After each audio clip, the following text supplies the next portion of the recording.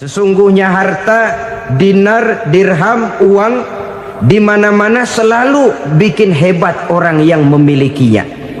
Coba lihat, orang yang punya duit sama yang enggak punya duit, jangan gaya hidupnya, gaya jalannya aja lain. Wahia lisanun liman arada fasahatan, wahia silahun liman arada qitala. Uang adalah senjata yang paling ampuh bagi orang yang mau pergi.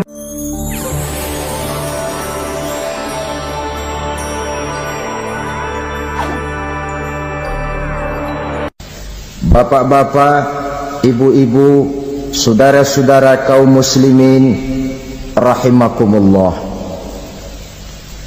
Murai di dahan dan kokok ayam di kandang. Dunia ini penuh dengan berbagai macam kesibukan. Sejak dari petani yang turun ke ladang, pedagang yang berangkat ke pasar, pelajar yang menuju sekolah, sampai kepada pegawai yang berangkat ke kantor, seluruhnya tidak lain untuk mencari sesuatu yang bernama bahagia. Setiap orang menginginkan kebahagiaan, dan tidak seorang pun menginginkan kesengsaraan dalam kehidupan ini. Namun nyatanya tidak setiap orang yang ingin bahagia mengetahui jalan yang harus ditempuhnya untuk sampai kepada kebahagiaan itu. Maka pada kesempatan pertemuan kali ini, saya ingin menyampaikan sebuah hadis dari junjungan kita baginda Nabi besar Muhammad sallallahu alaihi wasallam yang termuat dalam kitab Mukhtarul Ahadits An-Nabawiyah, di mana beliau bersabda, Arba'un min sa'adatil mar'i. Ada 4 perkara yang merupakan tanda dari orang bahagia. Saya mau tanya, di antara saudara-saudara yang hadir di sini, apa ada yang kepengen jadi orang sengsara? Ya. Seluruhnya tentu ingin mendapatkan kebahagiaan. Maka menurut resep dari Nabi kita, tanda orang bahagia itu 4. Jadi kalau saudara ingin bahagia, harus mempunyai 4 perkara ini. Yang pertama, orang bahagia itu kata Nabi, darun wasi'un. Punya rumah biar bagus asal gede. Enak ngaturnya. Daripada sudah punya rumah kecil, adanya di pinggir kali, gubuk, kalau hujan bocor, miring lagi, kiamat. Loh, kalau gitu Islam materialis dong. Hadis ini boleh diartikan dengan makna hakiki, arti yang sebenarnya. Boleh diartikan dengan makna majazi, arti kiasan.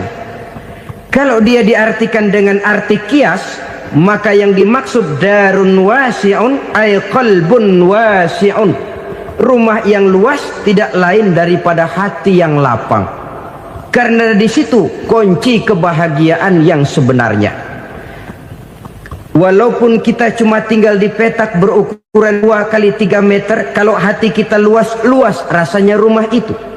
Tapi biar rumah kita halamannya saja puluhan ribu hektar, ada kolam renangnya, kamar tidurnya tidak lagi terhitung. Kalau hati yang menempati rumah itu sempit, maka akan terasa sempit jugalah rumah itu. Tempat bergantungnya tidak lain adalah hati. Marilah kita mencoba melihat berbagai pandangan orang tentang bahagia ini. Ada orang menyangka bahwa bahagia itu kalau dia mendapatkan harta yang sebanyak-banyaknya. Siapa yang banyak harta, dialah raja. Apa yang dia mau, seluruhnya bisa dibeli. Keamanannya, dia bisa menyewa petugas. Seluruh fasilitas untuk menyenangkan kehidupannya bisa dibeli. Pendeknya, hartalah segala-galanya dalam kehidupan. Sampai ada pepatah mengatakan, innad darahima fil amakini kulliha taksur rijala mahabatan wa jalala. Sesungguhnya harta, dinar, dirham, uang di mana-mana selalu bikin hebat orang yang memilikinya. Coba lihat, orang yang punya duit sama yang enggak punya duit, jangan gaya hidupnya, gaya jalannya aja lain.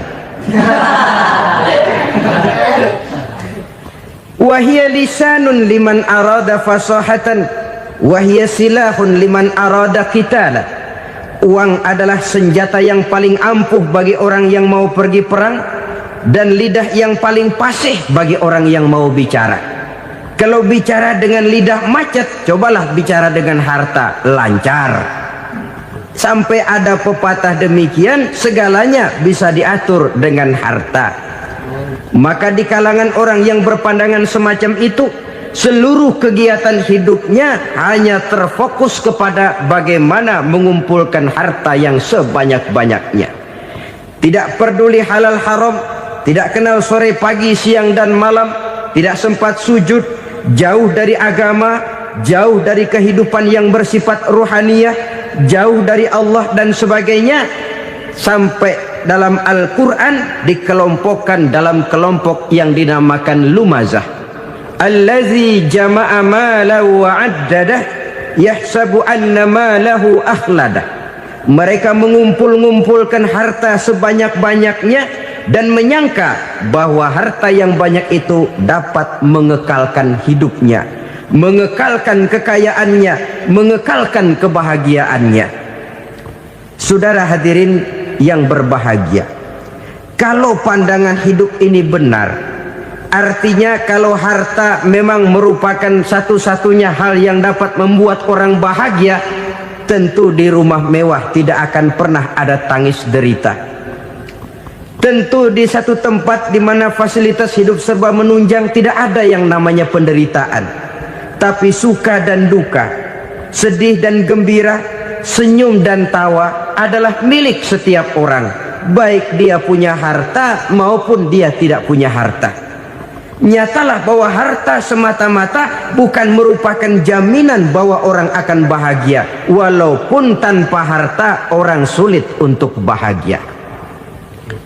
Saya mau cerita, ada orang super kaya, namanya Aristotle Onesimus, raja tanker Yunani. Dia punya kapal tanker saja konon sampai 11 banyaknya. Punya perusahaan penerbangan yang disebut Olympic Airlines. Punya hotel di berbagai kota besar di dunia ini, sejak dari New York, London, Paris, Rome dan sebagainya. Bahkan punya pulau yang dia namakan Pulau Scorpio. Ini kan namanya sudah kaya nggak tanggung-tanggung, punya pulau. Nah, dia punya 2 orang anak, yang satu laki-laki namanya Alexander, yang satu perempuan namanya Maria Onesimus. Seluruh harapannya tertumpah kepada anak lakinya Alexander ini, yang akan meneruskan usahanya, meneruskan kekayaannya, meneruskan dinastinya. Apa yang terjadi? Ternyata anak yang dia harapkan yang bernama Alexander ini mati muda dalam kecelakaan pada waktu dia olahraga. Apa olahraganya? Namanya olahraga anak orang kaya, golongan jet set. Olahraganya olahraga pesawat terbang. Jatuh, ya nggak kapungut, habis mati. Tinggal satu anak perempuannya, Maria Onesimus. Tapi anak perempuan ini juga malah urakan. Terakhir dia pacaran, bahkan kemudian kawin sama orang Rusia. Rupanya Aristotle Onesimus ini broken. Kekayaannya yang berlimpah ruah, perusahaannya yang begitu banyak, siapa yang akan meneruskan? Siapa yang akan menggantikan? Sampai kemudian dia mengurung diri di Pulau Scorpio dan mati di sana secara mengenaskan. Seorang multi jutawan, seorang yang super kaya, mati menyendiri di pulau sepi. Ibarat kata pepatah, anak ayam mati di lumbung. Bukan kekurangan makanan, keurugan makanan. Begitu kehidupan Aristotle Onesimus. Dan banyak orang-orang yang sudah demikian kaya sampai dibingungkan oleh kekayaannya sendiri. Telusurilah kehidupan David Rockefeller misalnya, Henry Ford misalnya, Adnan Khashoggi misalnya. multi jutawan yang kadang-kadang dibuat keder oleh kekayaannya sendiri. Pantas ketika Imam Ali ditawarkan orang, "Ya Ali, kalau kepadamu disuruh pilih ilmu atau harta, kau pilih mana?" Ya jelas pilih ilmu dong. Kenapa? Pertama, ilmu kalau kita berikan kepada orang lain tambah, tapi harta kalau kita berikan kepada orang lain kurang. Saudara punya uang 10.000, dibagi orang 5.000, jelas uang saudara berkurang. Tapi saudara punya ilmu diberikan kepada orang lain bisa, saudara pun makin mantap. Tidak lantas jadi bodoh karena ngajarin orang. Saudara bisa Fatihah lalu mengajarkan orang Fatihah, orang bisa, saudara pun makin hafal. Tidak lantas setelah diajarin orang ilmunya hilang. Begitu datang dia minta orang, "Tolong ajarin saya Fatihah," udah habis, nggak ada.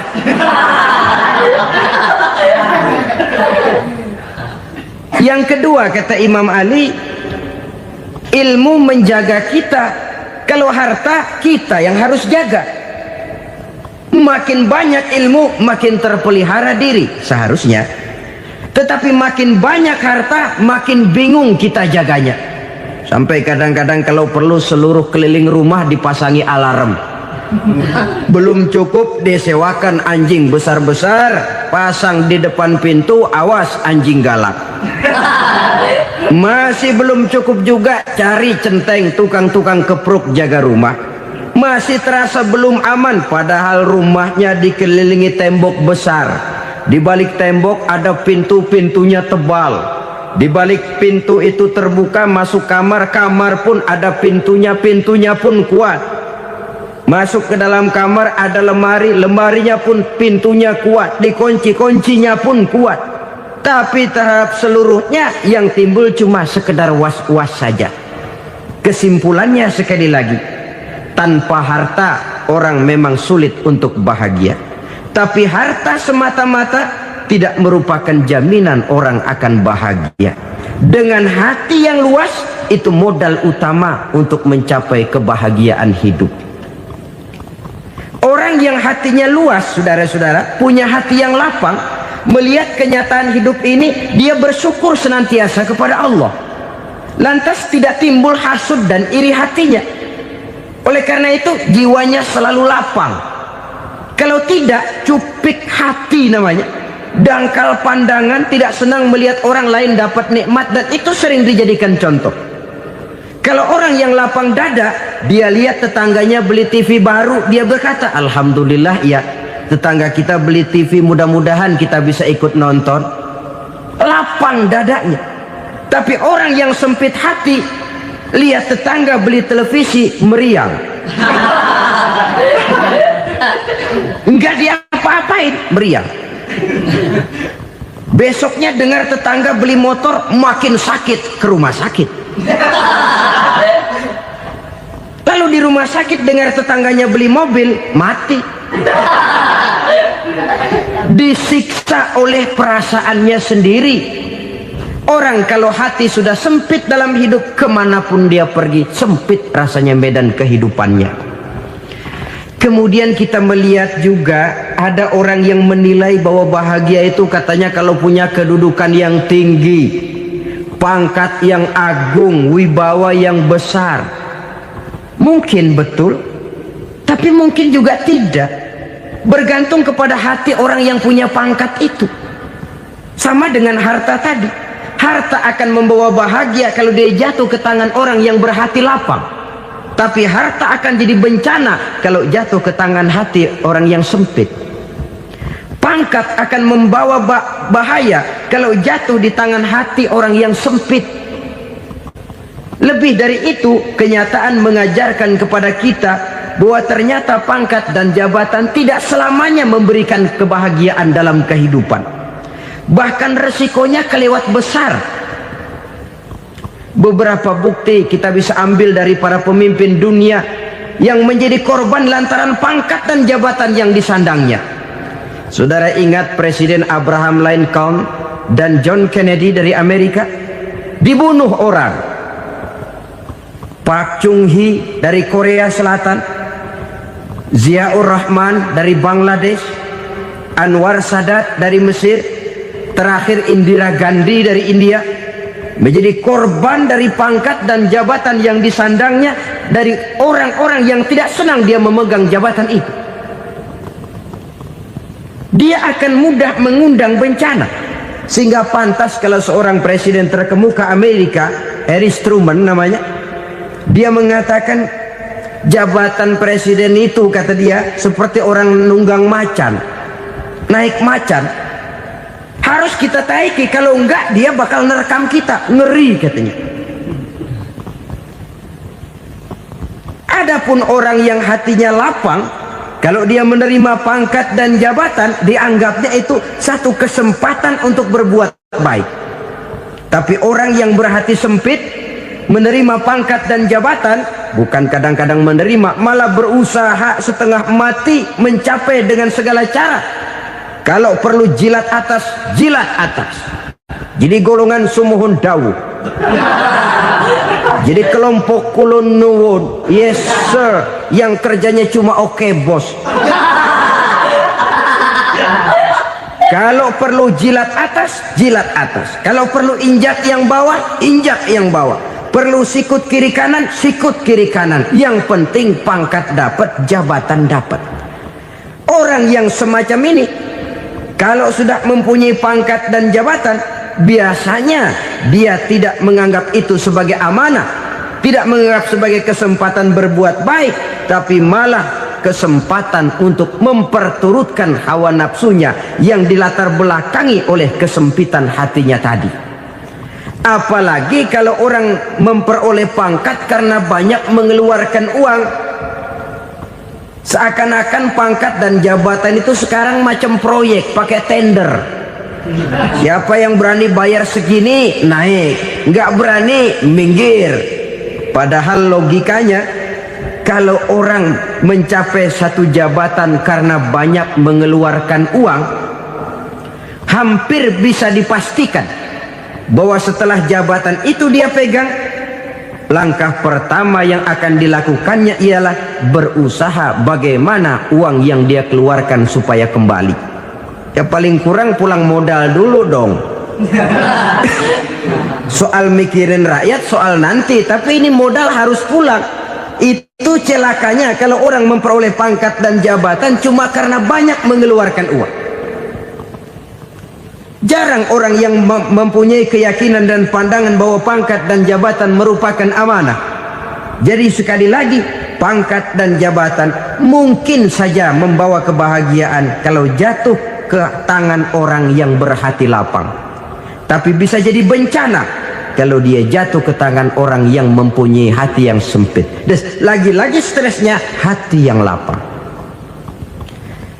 Lalu sebagian orang, saudara, ada yang berpandangan katanya bahagia itu kalau jadi orang terkenal, mempunyai popularitas, menjadi idola di kalangan remaja, di kalangan orang tua, di segala lapisan masyarakat. Padahal makin populer orang, makin terikat dia. Ya kalau macam kita ini kan nggak punya nama, nggak populer, tengah malam buta mau nongkrong di warung Tegal aman. Tapi pangkat, jabatan, kedudukan, popularitas menyebabkan kita diikat dengan berbagai macam peraturan. Cuma mandi sama ke WC saja yang nggak dikawal.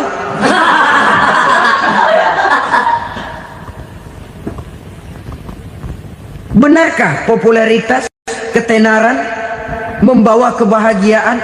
Mungkin ya, tapi mungkin juga tidak. Kenapa? Banyak orang-orang populer yang mengakhiri hidupnya secara tragis. Kita ambil beberapa nama. Di Amerika tahun 60-an ada bintang seksi paling terkenal yang dijuluki seks bom, bom seks. Sampai sekarang jadi legenda, namanya Marilyn Monroe. Singkatan doublenya itu inisialnya MM, Marilyn Monroe. Terkenal top sampai dia mati tahun 62, namanya sekarang masih saja dibicarakan orang. Kenapa dia bunuh diri? Tidak punya hartakah dia? Banyak. Kurang populerkah dia? Seluruh dunia mengenalnya. Sejak rakyat kecil sampai pejabat tinggi dia punya hubungan. Kenapa? Jenuh. Dia terlahir dalam keadaan yatim. Setelah itu tidak lama dia berangkat remaja, ibunya meninggal. Pindah dari wanita asuh ke wanita asuh sampai 12 orang ibu angkatnya. Dan kekecewaan yang paling parah, setiap laki-laki yang dekat dengannya hanya seperti kapal berlabuh. Datang dan pergi silih berganti, padahal dia merindukan seseorang yang bisa melindungi hidupnya. Dia rindukan itu dan dia tidak pernah menemukan. Itu yang akhirnya menyebabkan dia minum pil tidur kelewat dosis, minum obat tidur kebanyakan, ya tidur terus sampai sekarang.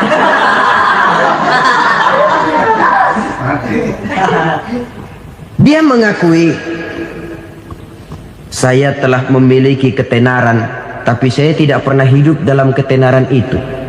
Saya pandai main sandiwara, tapi saya ingin hidup dalam alam yang real sebagaimana umumnya orang. Itu yang dia rindukan. Menyusul jejak yang namanya Marilyn Monroe ini, Billie Holiday, saudara kenal tentu. Di rumah sakit dirawat. Dia juga minum obat overdosis, mati lagi. Jimi Hendrix minum obat tidur overdosis kelewat batas, mati lagi. Lalu yang menghanyutkan diri di danau, Janis Joplin dan Brian Jones. Ini orang-orang populer, orang-orang terkemuka yang mengakhiri hidup secara tragis, bukan karena tidak terkenal, mungkin karena sudah saking terkenalnya. Contoh paling belakangan, Bruce Lee. Wah, ini tukang-tukang keprok tentu kenal siapa dia. Sampai sekarang pun tabir kematiannya masih merupakan misteri. Dan yang masih hidup juga menunjukkan gejala yang aneh.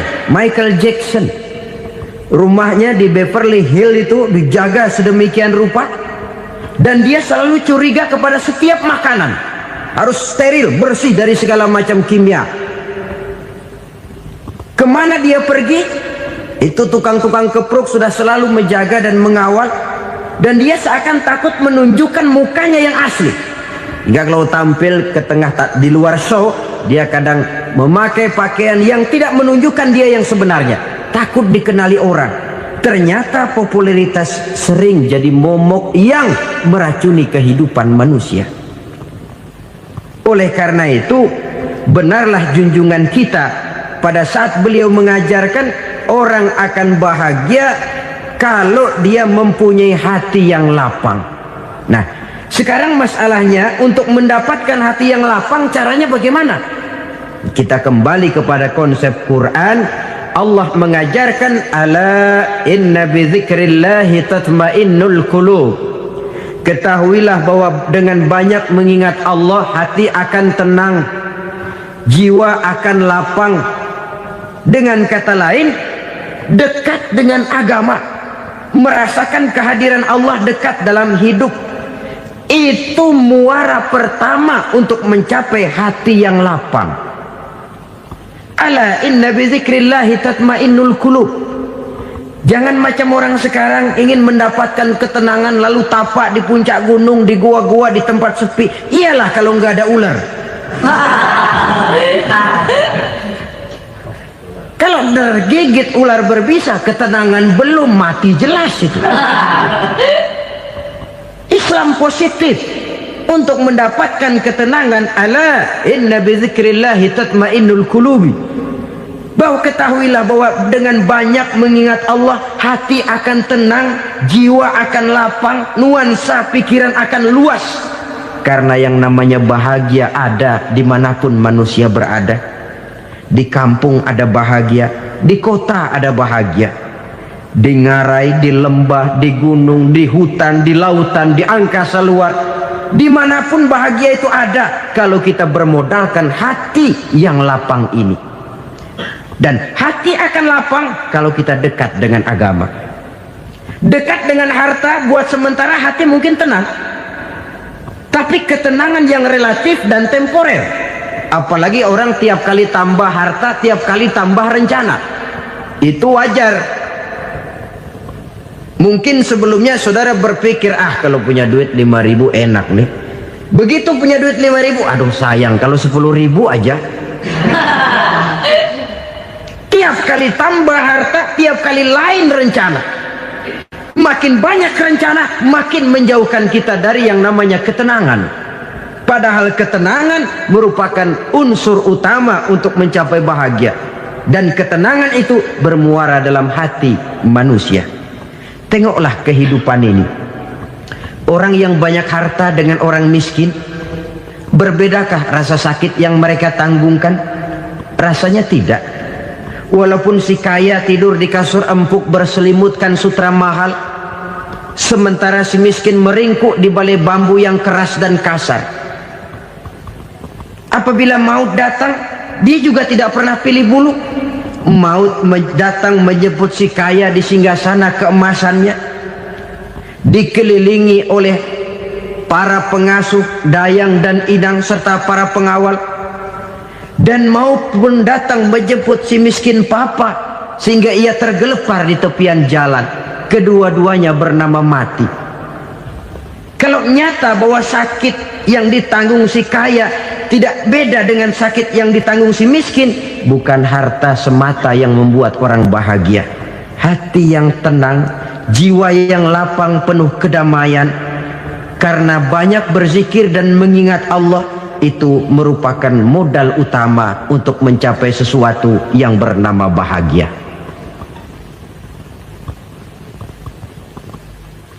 Saudara hadirin yang saya hormati, inilah yang pertama dari 4 ciri yang digambarkan oleh Nabi tentang tanda-tanda orang bahagia. Dan harus berangkat dari yang pertama ini, hati yang lapang. Ini yang harus kita miliki lebih dahulu, baru nanti akan menyusul kepada poin yang ketiga, kedua, dan selanjutnya. Sebab kalau hati sudah terisi dengan jiwa yang lapang, seluruh persoalan insya Allah akan bisa kita atasi dengan sebagaimana mestinya. Yang kedua sekarang, tanda orang bahagia menurut baginda Nabi, markabun syariah. Orang bahagia itu, kata beliau, punya kendaraan biar cepat asal lancar. Artinya kemana dia mau pergi mudah. Apa maksud hadis ini? Kalau kita kaji lebih dalam, kendaraan itu kan alat transportasi. Transportasi tidak lain adalah usaha memudahkan komunikasi. Pindah dari situ kepada teori bahwa manusia adalah zon political, makhluk bermasyarakat yang tidak bisa memenuhi kebutuhan hidupnya secara sendirian. Kita memerlukan keberadaan orang lain dalam kehidupan ini. Untuk memakai baju saja kita sudah perlukan petani yang tanam kapas, pabrik yang memintal kapas jadi benang, pabrik yang menenun benang jadi kain, sampai kepada mesin jahit, sampai kepada tukang jahit. Itu cuma untuk memakai pakaian saja. Tidak seorang pun di antara kita yang sanggup memenuhi kebutuhan hidupnya secara sendiri. Kita perlu orang lain. Maka kebebasan dalam arti mutlak, kebebasan tanpa batas, itu tidak mungkin ada dalam kehidupan. Karena kita mengadakan yang disebut interaksi sosial. Setiap kegiatan kita tentu melibatkan orang lain. Menurut kita barangkali kita bebas jalan di jalan raya semaunya, tapi orang lain berkendaraan pun merasa bahwa ini ada juga jalan haknya, dan begitu selanjutnya. Oleh karena itu, maksud dari kendaraan yang cepat ini adalah khulata'uhu ma'as solihin. Lingkungan pergaulannya terdiri dari orang-orang soleh. Pergaulannya luas. Kemana dia pergi ada temannya. Kesulitannya ada tempat dia cerita. Dan kesulitan kalau sudah diceritakan kepada orang lain, taruh kata orang itu tidak bisa menolong, namun menceritakannya kepada orang yang kita percayai, kan paling kurang sudah mengurangi beban jiwa. mengurangi tanggungan batin, merasa masih ada tempat kita cerita. Maka lebih baik orang awam yang mau bergaul ketimbang orang setengah alim tapi ngunci pintu. Sebab nantinya akan timbul sikap picik, cupik pandangan, dan tidak luas menghadapi kenyataan dalam kehidupan ini. Namun yang harus kita garis bawahi, pergaulan memang mesti luas. Namun jangan sekali-kali lupa bahwa pergaulan sangat besar pengaruhnya dalam ikut membentuk kepribadian manusia. Sehari-hari bisa kita bilang, kalau kita dekat sama tukang minyak wangi, sekalipun nggak dibagi minyaknya, baunya tentu dapat. Betul? Betul. Tapi dekat sama tukang elas, walaupun nggak kena apinya, asapnya mesti kena. Kalau Syauqi mengatakan lebih jelas lagi, man asyaral asyrafa asa musyarrafan wa muasyiral anzali ghairu musyarrafin. Awalam taral jildal hakira muqabbalan bisagri lamma sara jildal mushaf. Siapa yang bergaul dengan orang mulia, dia bakal ikut menjadi mulia. Tapi siapa yang berteman dengan orang hina, dia tidak bakal ikut menjadi mulia. Tidakkah kau lihat, kata Syauqi, kulit kambing yang hina pun dicium orang ketika menjadi kantong Quran. Kulit kambing hina, kalau dia sendirian gak ada yang mau cium. Tapi begitu dia bergaul dengan Quran, menjadi kantong Quran, dipakein minyak wangi, ditaruh di tempat yang tinggi, mau diambil dicium dulu, dibawa dengan penuh hormat dan hati-hati. Kulit kambing yang hina lantaran berteman dengan Quran, numpang mujur. Tapi coba lihat kalau kulit kambing berteman dengan kayu, jadi beduk, habis. Zohor dikemplang, asar dipukul. Itu pun sedikit saja, cuma salah milih teman. Yang temannya Quran dihormati orang, yang temannya kayu lantaran jadi beduk, gelap-gelap subuh orang udah kemplangin.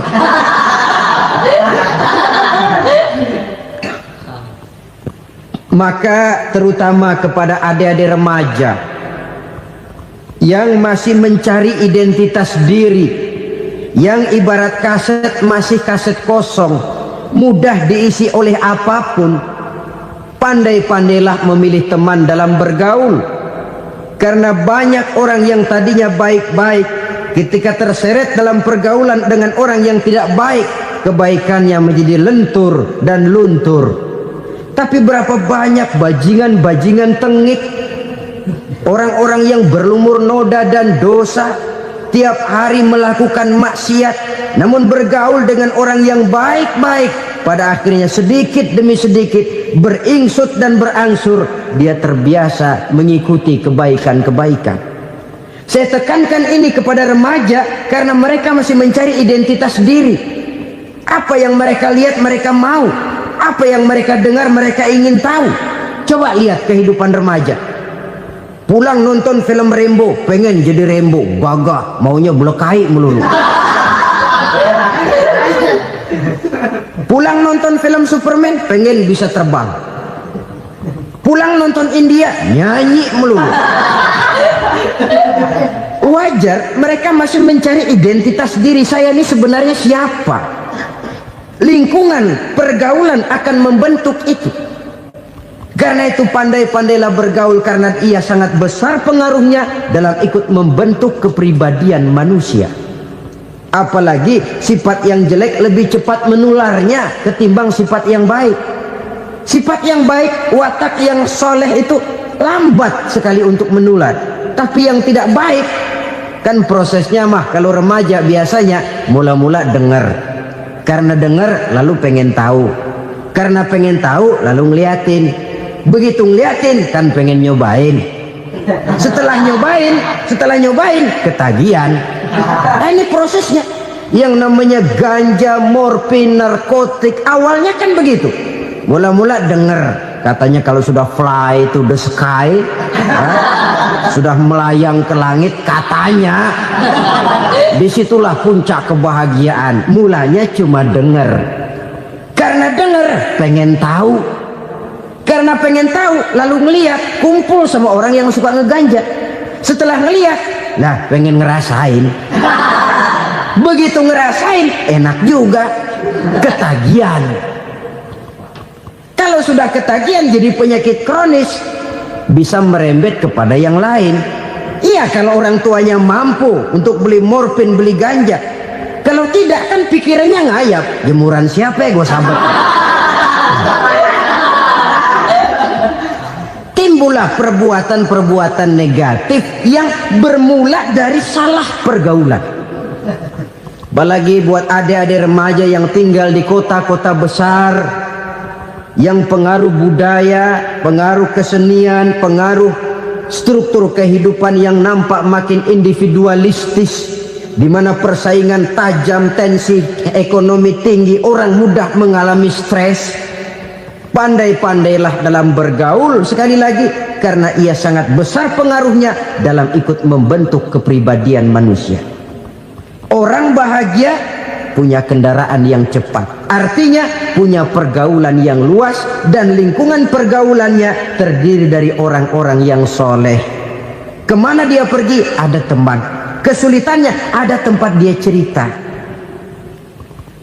Tapi kalau sudah menyendiri, hidup sendiri, kesulitan dipikiri sendiri, bisa mati belum waktunya. Tidak ada tempat berbagi rasa, tidak ada tempat bercerita, tidak ada tempat mengurangi beban dalam kehidupan. Pantas betul kalau Islam sangat menggalakkan dan menganjurkan orang kalau sudah sampai waktunya itu untuk melangsungkan nikah. Kata Nabi, ya ma'syaras syabab man istata'a minkumul ba'at falyatazawwaj. Hai para pemuda, kalau sudah mampu memberi nafkah, kawinlah, nikahlah kamu. Kenapa? Sudah ada teman hidup, tempat berbagi rasa. Kesulitan kalau ada tempat cerita akan lebih ringan ketimbang kita telan sendiri, walaupun bobot kesulitannya sama beratnya. Saudara-saudara kaum muslimin rahimakumullah, inilah ciri yang kedua, punya kendaraan biar cepat asal lancar. Kemana kita mau pergi gampang. Dengan kata lain, setelah hati yang luas, pergaulan yang luas. Dua. Yang ketiga sekarang, tanda orang bahagia itu menurut Nabi, misbahun mudhi'un, punya lampu yang terang. Oh, itu enggak problem. Sekarang sudah zamannya listrik masuk desa, Pak. Lampu sudah terang semua. Betul, kalau itu yang dimaksud. Tapi tidak cuma itu. Karena lampu yang dimaksud di sini, lampu yang akan menerangi seluruh perjalanan hidup. Dan perjalanan hidup itu sudah dimulai sejak kita terlahir ke alam ini, sampai masuk ke alam barzah, kumpul di padang mahsyar, sampai ke akhirat. Lampu yang menerangi itu yang diperlukan. Kalau lampu, katakanlah yang paling top sekarang kan lampu jenis Mercury. Taruhlah itu di rumah kita, dia cuma menerangi rumah kita, menerangi hati pun tidak sanggup. Bila kita masuk ke alam barzah, alam kubur, sanggupkah si Mercury yang begitu terang menerangi alam barzah kita? Tidak sanggup lagi.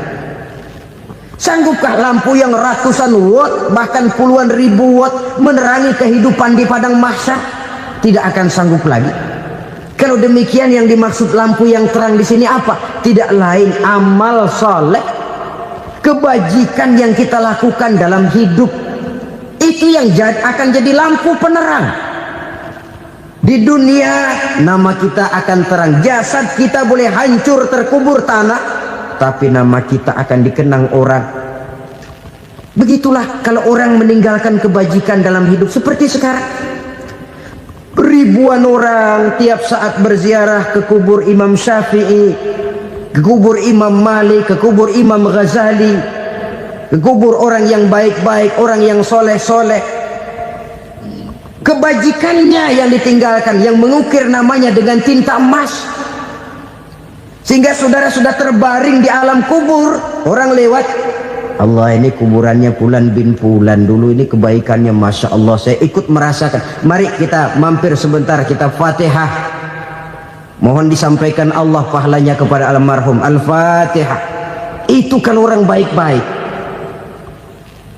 Lalu saudara tanya, Pak, orang mati dikirimin Fatihah apa nyampe pahalanya? Saya jawab, kalau saudara nggak percaya, mati dulu dah.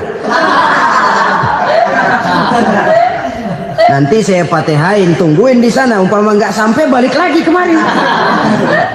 Sekarang ini kan maunya otak-otakan saja. Kalau nggak masuk otak, nggak percaya. Padahal alam gaib itu nggak bisa diotak-otakin. Sama saja dengan saudara pernah dengar cerita kapal tanpa emas tenggelam kan? Pernah nggak? Di mana? Ya, di laut Masalembo. Begitu ketampo emas tenggelam, ratusan penumpang itu terjun ke laut, dipermainkan gelombang, berjuang menghadapi maut itu. Orang lagi timbul tenggelam di lautan, dihantam ombak, kita tengokin pakai helikopter. Pak, lagi timbul tenggelam ya? Iya, tolongin. Jangan khawatir Pak, nih saya kirim intan Pak, harganya 10 juta. Kira-kira orang yang timbul tenggelam di laut seneng nggak? Ya. Kan mahal toh intan 10 juta. Kenapa dia nggak senang? Karena intan 10 juta dalam kondisi seperti itu tidak sanggup menyelamatkan dia. Dia akan girang kalau dikirimin ban mobil bekas, dikirimin papan terentang atau bambu. Intan yang 10 juta dia nggak girang. Ban mobil bekas yang 1000 perak, tuh pegang, itu yang dia girang betul. Inilah sebabnya Nabi berkata, mal mayyitu fi qabrihi illa kal ghariqil mutaghawwis. Orang yang meninggal di alam kuburnya seperti orang timbul tenggelam di lautan. Yantaziru da'watan min ahli, menunggu doa dari keluarganya yang masih hidup. Duh, bapak saya sudah meninggal, saya sayang benar sama dia. Kirimin kulkas ke kuburannya Itu sama saja dengan tadi orang tenggelam di lautan dikirimi intan yang harganya 10 juta, ndak sampai. Begitulah kalau kebajikan yang kita tinggalkan dalam hidup, sudah mati pun kubur kita masih diziarahi orang. Tapi kalau jahat yang kita tinggalkan, boro-boro lah orang mau doa lewat dekat kuburan kita juga serem. Tuh bajingan no, dulu mati dipendem di situ tuh. Jangan lewat situ, ntar kesurupan, jangan. Lewat saja orang ngeri. Konon lagi membacakan Fatihah dan mengirimkan doa. Hidup pada hakikatnya adalah kesempatan untuk berbuat baik. Maka sekali kesempatan itu diberikan, manfaatkan dengan sebaiknya. Sebab kesempatan kedua tidak akan pernah ada. Kesempatan berbuat baik di sini, di akhirat sudah pembalasan namanya. Sekali kesempatan itu dicabut, dia tidak akan pernah dikembalikan lagi. Kata Iqbal, hidup tidak mundur ke belakang, Bung. Berhenti diinjak orang, mundur hancur. Tidak ada kata mundur dalam hidup ini. Berhenti diinjak orang, mundur kecebur. Tidak ada kata lain, harus maju dalam kehidupan dalam artian yang positif. Hidup adalah kesempatan untuk mengumpulkan kebajikan yang sebanyak-banyaknya. Di situ nilai daripada manusia. Sekarang ini memang nggak kelihatan kok, orang yang banyak pahala sama yang banyak dosa nggak kelihatan kok. Barangkali kalau habis bikin dosa palanya pada benjol, mungkin orang takut sama dosa. Tapi sekarang sama saja, orang yang banyak dosa dengan yang nggak banyak dosa jalan bareng dari belakang, sama, nggak kelihatan beda. Tapi ada waktunya di mana pahala memegang peranan, di mana dosa diperlihatkan.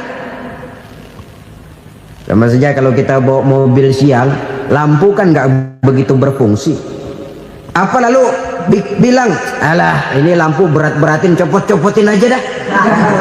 Tidak perlu begitu. Kenapa? Pada satu saat malam senja akan datang. Bila matahari terbenam, senja pun datang, gelap mulai merayap, disitulah baru terasa perlunya lampu. Pahala begitu. Sekarang orang yang nggak ada pahalanya nggak kelihatan dalam kehidupan. Tapi pada satu saat senja kehidupan akan datang.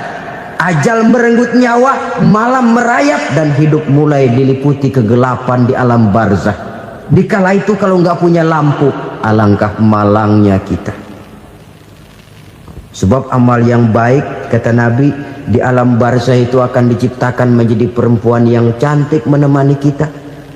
Amal yang jahat akan menjadi orang yang paling jelek nemenin kita. Sudah di tempat gelap yang nemenin jelek.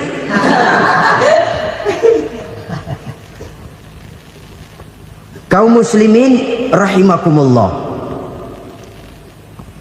Kalau demikian masalahnya, tergantunglah kita pandai memanfaatkan waktu. Al-waktu kasayf. Waktu itu cepat sekali. Yang namanya waktu itu tahu-tahu. Tahu-tahu udah tahun 87. Tahu-tahu udah begitu. Tahu-tahu yang kemarin anak-anak sekarang udah pada punya anak. Tahu-tahu saja itu. Begitu cepat waktu berlalu. Kalau tidaklah pandai kita memanfaatkannya, akan rugi kita. Nabi bersabda, "Man kana yaumuhu khairun min amsihi fahuwa rabih." Barang siapa yang hari ini lebih baik daripada hari kemarin, itu orang untung. Hari ini lebih baik daripada kemarin.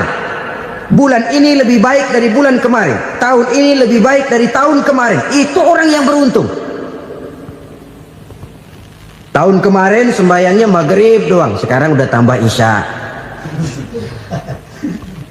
Tahun kemarin cuman Idul Fitri aja ngancem bener, sekarang udah tambah Jumat, lalu tambah lagi maghrib, tambah lagi isya, dan selanjutnya. Hari ini lebih baik daripada kemarin, itu orang yang beruntung. Wa man kana yaumuhu mislu amsihi fahuwa khasir.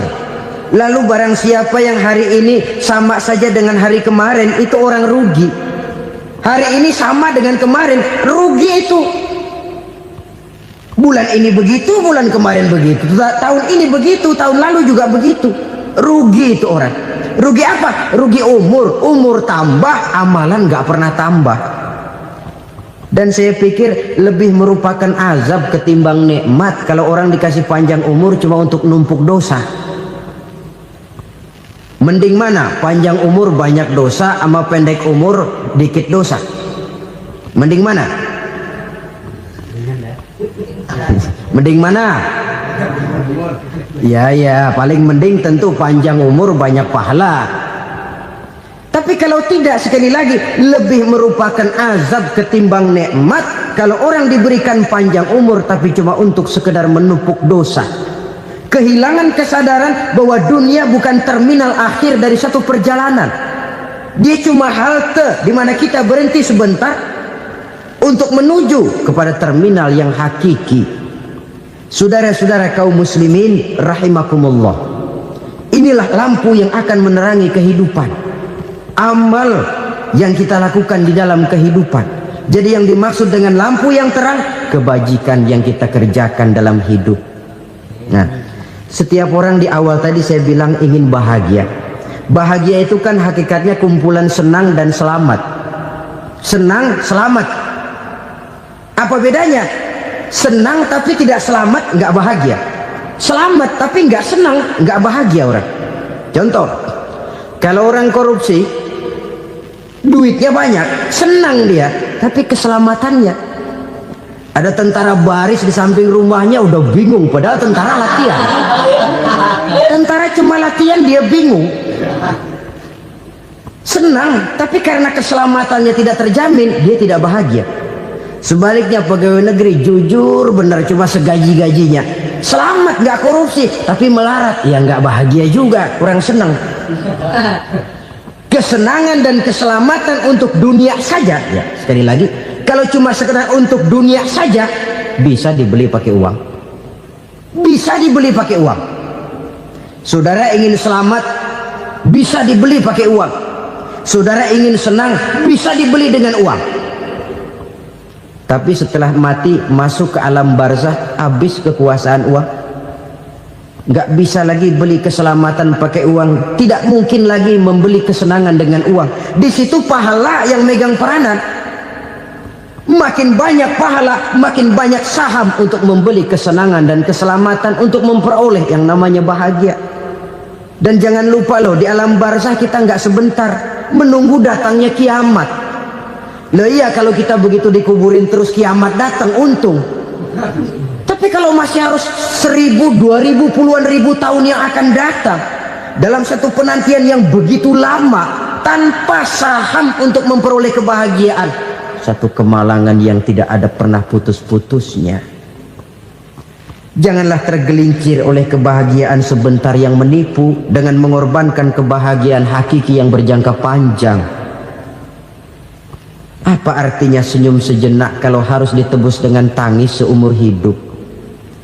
Biarlah kita minum jamu, pahit memang, getir memang, tapi kan besok badan sehat. Daripada sekarang minum sirup, manis memang, enak memang, tapi bibir pada jontor besoknya. Sirawan, batuk, nggak karu-karuan. Banyak orang tertipu oleh kesenangan yang sebentar. Padahal laisa kullu ma yalma'u zahaban. Belum tentu semua yang berkilat itu emas. Belum tentu semua yang gemerlap itu intan. Karena itu marilah manfaatkan kesempatan yang diberikan Allah ini untuk mengumpulkan kebajikan yang sebanyak-banyaknya. Yang terakhir sekarang, yang keempat, tanda orang bahagia kata Nabi. Zaujatun salihah. Orang bahagia itu tanda yang keempat kata Nabi, punya istri biar cakep asal taat. Sudah surga itu sudah. Cakep taat. Istri kayak gitu kalau belum mati jangan dikuburin dulu itu. Sudah cakep taat lagi. Tapi kadang-kadang enggak, udah jelek ngadat melulu. Apa yang mau dipilih? Sebab itu Quran mengatakan istri pakaian untuk suami, suami pakaian untuk istri. Kenapa suami istri diibaratkan pakaian? Alangkah tingginya gaya bahasa Quran ini. Suami istri teman hidup, hidup perjalanan panjang. Sejak kita dalam rahim sudah ada hidup kan di sini.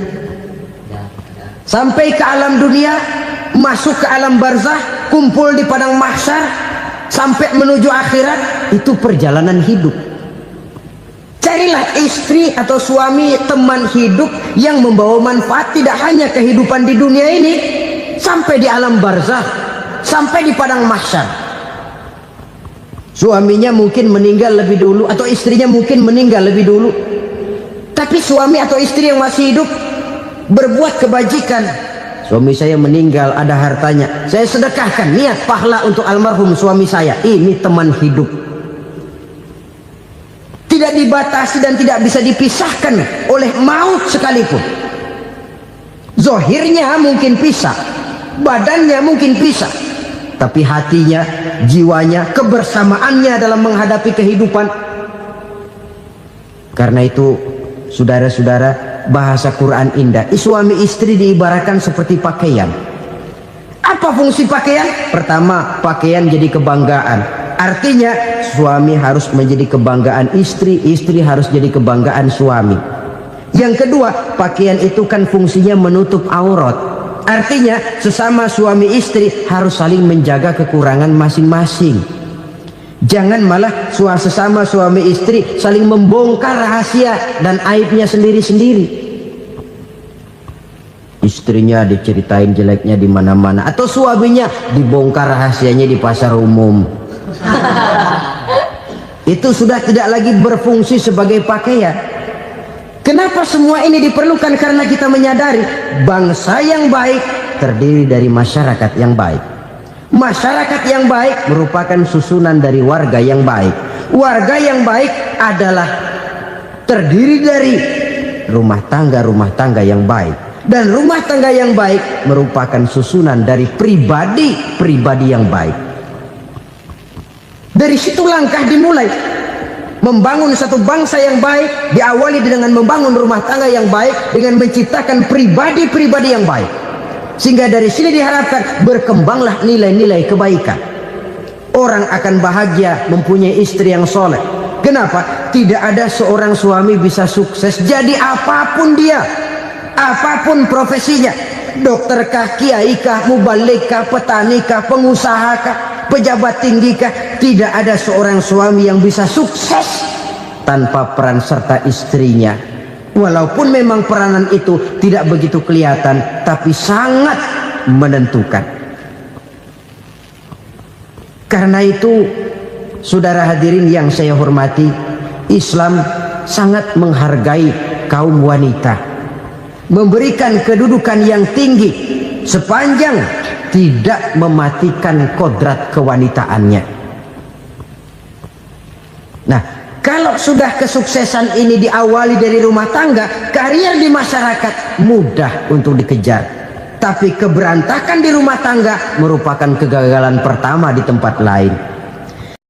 Sesungguhnya harta, dinar, dirham, uang di mana-mana selalu bikin hebat orang yang memilikinya. Coba lihat, orang yang punya duit sama yang enggak punya duit, jangan gaya hidupnya, gaya jalannya aja lain. Wahia lisanun liman arada fasahatan, wahia silahun liman arada qitala. Uang adalah senjata yang paling ampuh bagi orang yang mau pergi.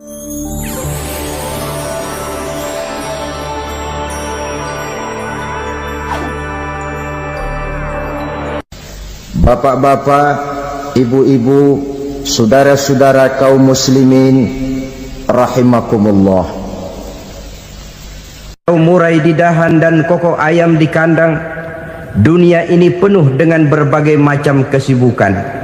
Sejak dari petani yang turun ke ladang, pedagang yang berangkat ke pasar, pelajar yang menuju sekolah, sampai kepada pegawai yang berangkat ke kantor, seluruhnya tidak lain untuk mencari sesuatu yang bernama bahagia. Setiap orang menginginkan kebahagiaan, dan tidak seorang pun menginginkan kesengsaraan dalam kehidupan ini. Namun nyatanya tidak setiap orang yang ingin bahagia mengetahui jalan yang harus ditempuhnya untuk sampai kepada kebahagiaan itu.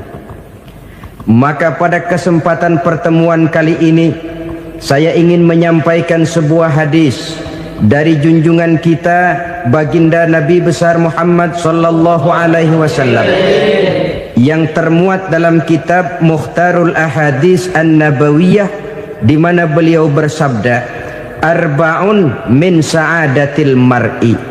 Ada 4 perkara yang merupakan tanda dari orang bahagia.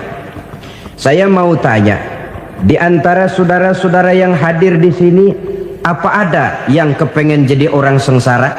Ya. Seluruhnya tentu ingin mendapatkan kebahagiaan. Maka menurut resep dari Nabi kita, tanda orang bahagia itu 4. Jadi kalau saudara ingin bahagia, harus mempunyai 4 perkara ini. Yang pertama, orang bahagia itu kata Nabi, darun wasi'un. Punya rumah biar bagus asal gede.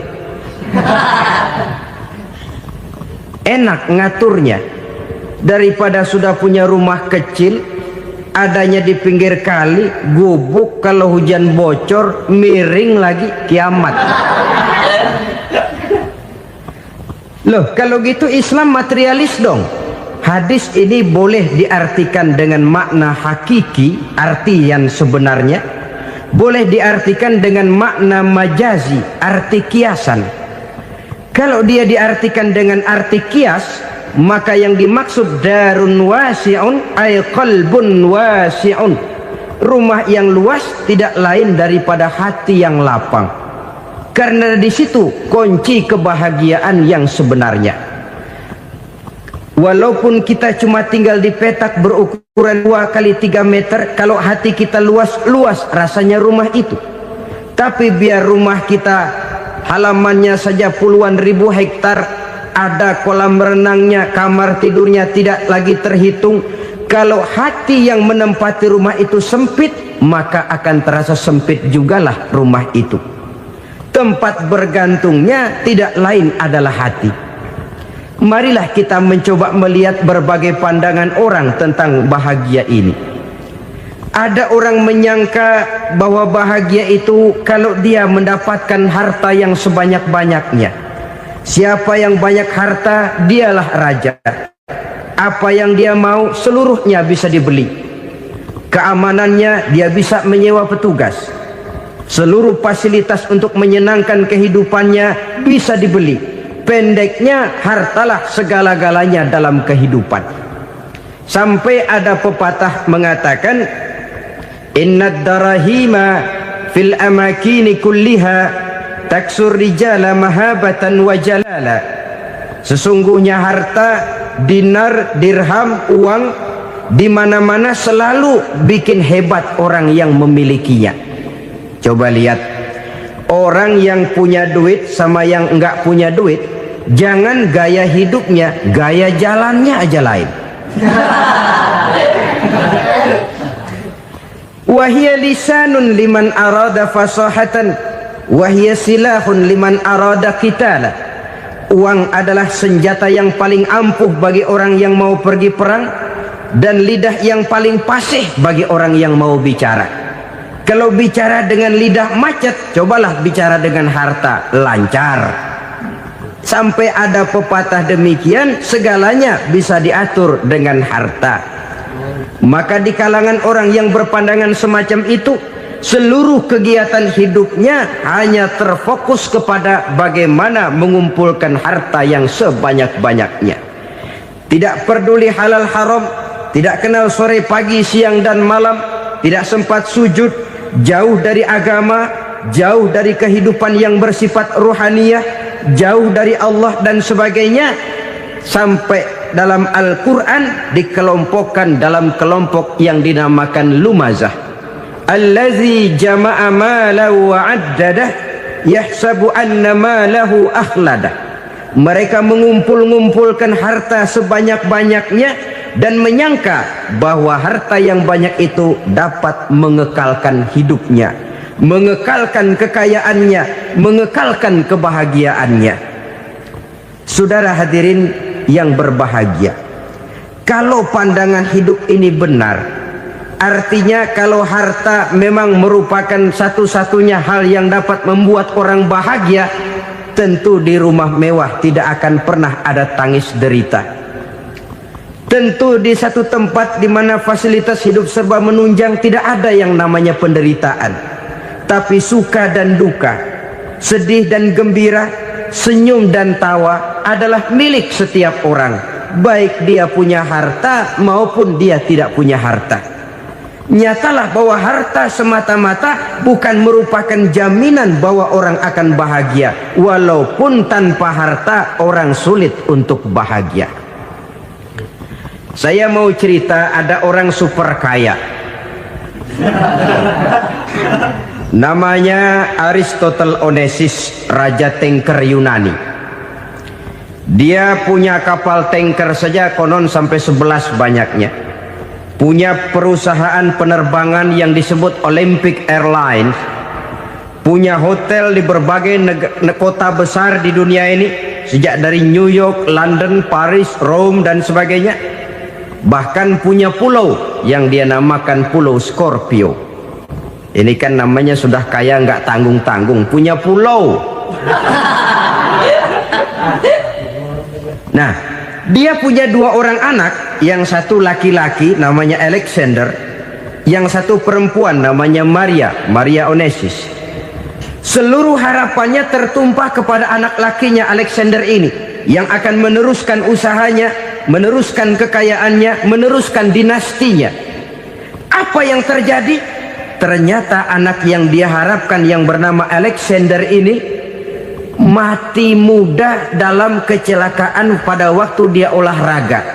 Apa olahraganya? Namanya olahraga anak orang kaya, golongan jet set. Olahraganya olahraga pesawat terbang. Jatuh, ya nggak kapungut, habis mati. Tinggal satu anak perempuannya, Maria Onesius. Tapi anak perempuan ini juga malah urakan. Terakhir dia pacaran, bahkan kemudian kawin sama orang Rusia. Rupanya Aristotle Onesius ini broken. Kekayaannya yang berlimpah ruah, perusahaannya yang begitu banyak, siapa yang akan meneruskan? Siapa yang akan menggantikan? Sampai kemudian dia mengurung diri di Pulau Scorpio dan mati di sana secara mengenaskan.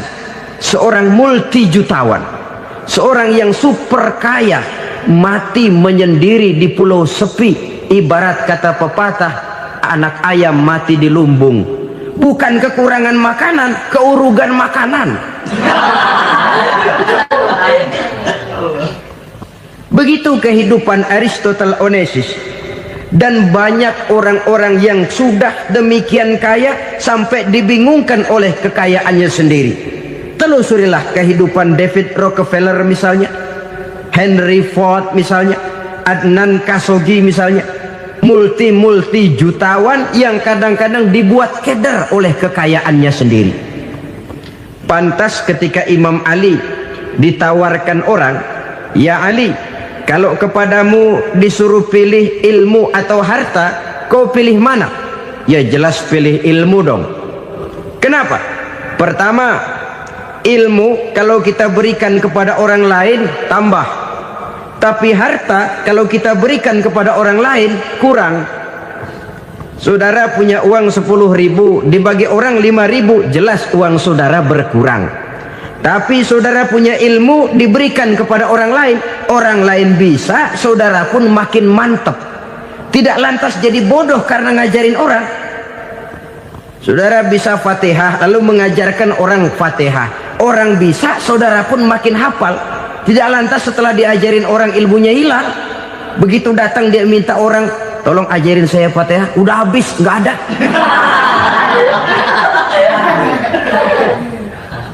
Yang kedua kata Imam Ali, ilmu menjaga kita. Kalau harta kita yang harus jaga. Makin banyak ilmu makin terpelihara diri seharusnya. Tetapi makin banyak harta makin bingung kita jaganya. Sampai kadang-kadang kalau perlu seluruh keliling rumah dipasangi alarm. Belum cukup disewakan anjing besar-besar, pasang di depan pintu, awas anjing galak. Masih belum cukup juga, cari centeng tukang-tukang kepruk jaga rumah. Masih terasa belum aman, padahal rumahnya dikelilingi tembok besar. Di balik tembok ada pintu-pintunya tebal. Di balik pintu itu terbuka masuk kamar, kamar pun ada pintunya, pintunya pun kuat. Masuk ke dalam kamar ada lemari, lemarinya pun pintunya kuat, dikunci, kuncinya pun kuat. Tapi tahap seluruhnya yang timbul cuma sekedar was-was saja. Kesimpulannya sekali lagi, tanpa harta orang memang sulit untuk bahagia. Tapi harta semata-mata tidak merupakan jaminan orang akan bahagia. Dengan hati yang luas, itu modal utama untuk mencapai kebahagiaan hidup. Orang yang hatinya luas, saudara-saudara, punya hati yang lapang, melihat kenyataan hidup ini, dia bersyukur senantiasa kepada Allah. Lantas tidak timbul hasud dan iri hatinya. Oleh karena itu, jiwanya selalu lapang. Kalau tidak, cupik hati namanya. Dangkal pandangan, tidak senang melihat orang lain dapat nikmat, dan itu sering dijadikan contoh. Kalau orang yang lapang dada, dia lihat tetangganya beli TV baru, dia berkata, "Alhamdulillah ya, tetangga kita beli TV, mudah-mudahan kita bisa ikut nonton." Lapang dadanya. Tapi orang yang sempit hati, lihat tetangga beli televisi, meriang. Enggak diapa-apain, meriang. Besoknya dengar tetangga beli motor, makin sakit, ke rumah sakit. Lalu di rumah sakit dengar tetangganya beli mobil, mati. Disiksa oleh perasaannya sendiri. Orang kalau hati sudah sempit dalam hidup, kemanapun dia pergi, sempit rasanya medan kehidupannya. Kemudian kita melihat juga ada orang yang menilai bahwa bahagia itu katanya kalau punya kedudukan yang tinggi, pangkat yang agung, wibawa yang besar. Mungkin betul, tapi mungkin juga tidak. Bergantung kepada hati orang yang punya pangkat itu. Sama dengan harta tadi. Harta akan membawa bahagia kalau dia jatuh ke tangan orang yang berhati lapang. Tapi harta akan jadi bencana kalau jatuh ke tangan hati orang yang sempit. Pangkat akan membawa bahaya kalau jatuh di tangan hati orang yang sempit.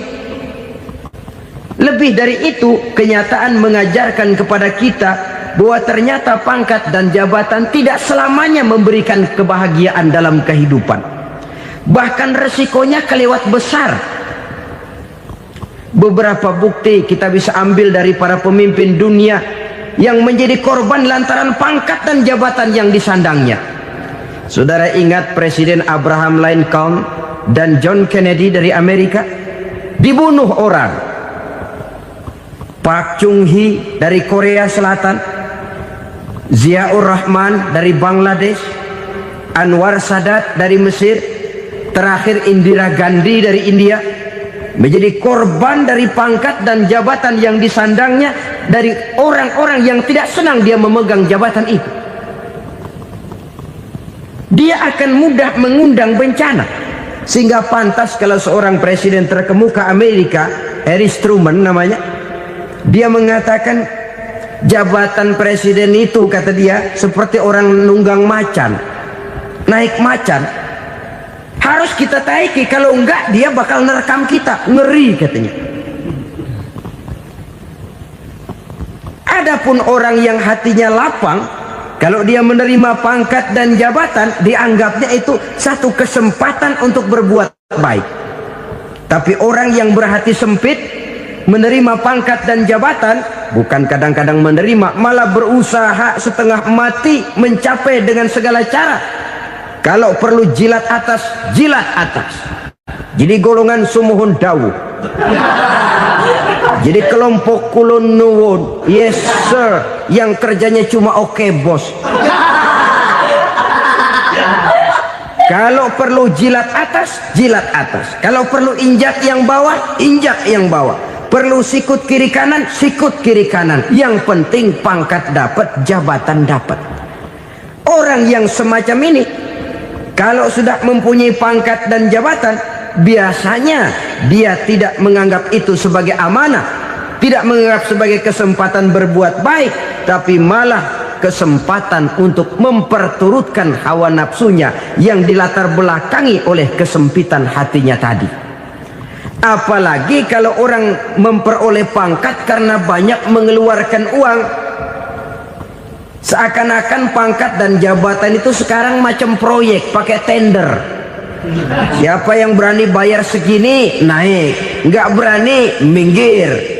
Padahal logikanya, kalau orang mencapai satu jabatan karena banyak mengeluarkan uang, hampir bisa dipastikan bahwa setelah jabatan itu dia pegang, langkah pertama yang akan dilakukannya ialah berusaha bagaimana uang yang dia keluarkan supaya kembali.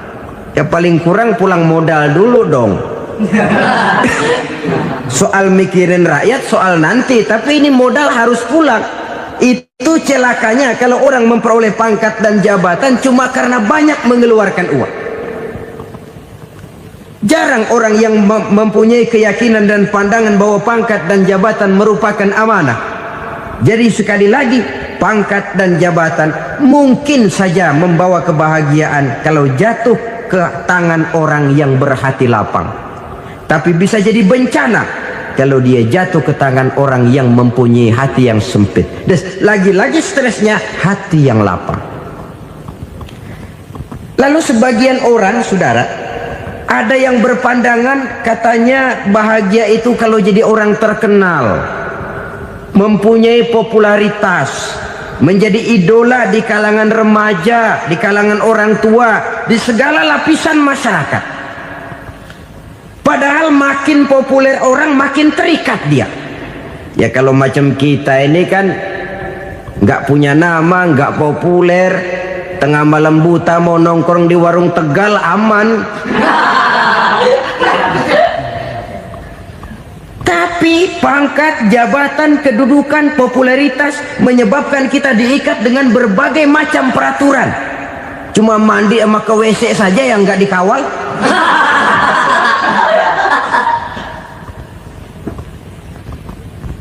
Benarkah popularitas, ketenaran membawa kebahagiaan? Mungkin, ya, tapi mungkin juga tidak. Kenapa? Banyak orang-orang populer yang mengakhiri hidupnya secara tragis. Kita ambil beberapa nama. Di Amerika tahun 60-an ada bintang seksi paling terkenal yang dijuluki seks bom. Bom seks. Sampai sekarang jadi legenda, namanya Marilyn Monroe. Singkatan doublenya itu inisialnya MM, Marilyn Monroe. Terkenal, top, sampai dia mati tahun 62. Namanya sekarang masih saja dibicarakan orang. Kenapa dia bunuh diri? Tidak punya hartakah dia? Banyak. Kurang populerkah dia? Seluruh dunia mengenalnya. Sejak rakyat kecil sampai pejabat tinggi dia punya hubungan. Kenapa? Jenuh. Dia terlahir dalam keadaan yatim. Setelah itu tidak lama dia berangkat remaja, ibunya meninggal. Pindah dari wanita asuh ke wanita asuh sampai 12 orang ibu angkatnya. Dan kekecewaan yang paling parah, setiap laki-laki yang dekat dengannya hanya seperti kapal berlabuh. Datang dan pergi silih berganti. Padahal dia merindukan seseorang yang bisa melindungi hidupnya. Dia rindukan itu dan dia tidak pernah menemukan. Itu yang akhirnya menyebabkan dia minum pil tidur kelewat dosis, minum obat tidur kebanyakan, ya tidur terus sampai sekarang.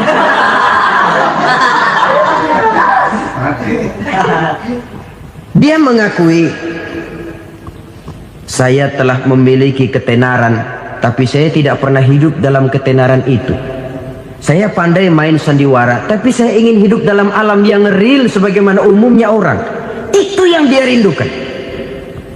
Menyusul jejak yang namanya Marilyn Monroe ini, Billie Holiday, saudara kenal tentu, di rumah sakit dirawat.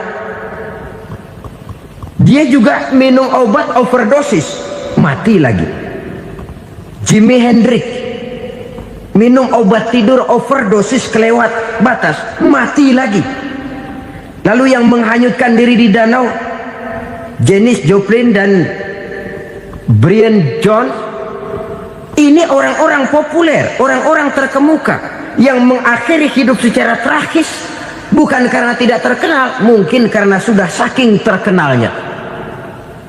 Contoh paling belakangan, Bruce Lee.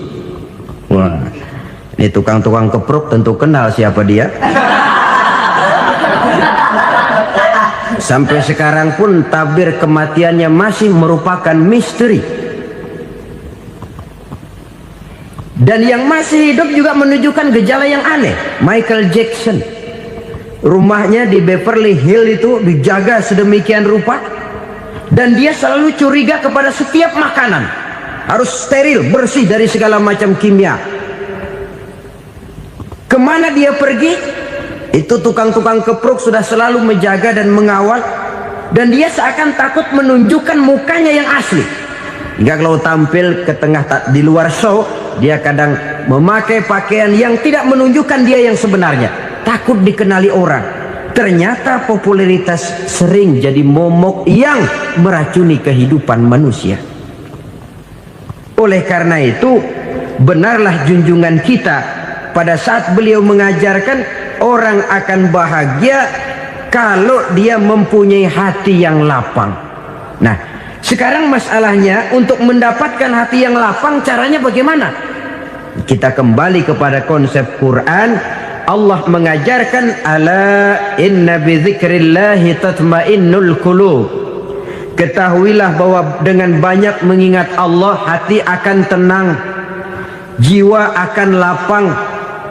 Dengan kata lain, dekat dengan agama, merasakan kehadiran Allah dekat dalam hidup. Itu muara pertama untuk mencapai hati yang lapang. Ala inna bi dzikrillah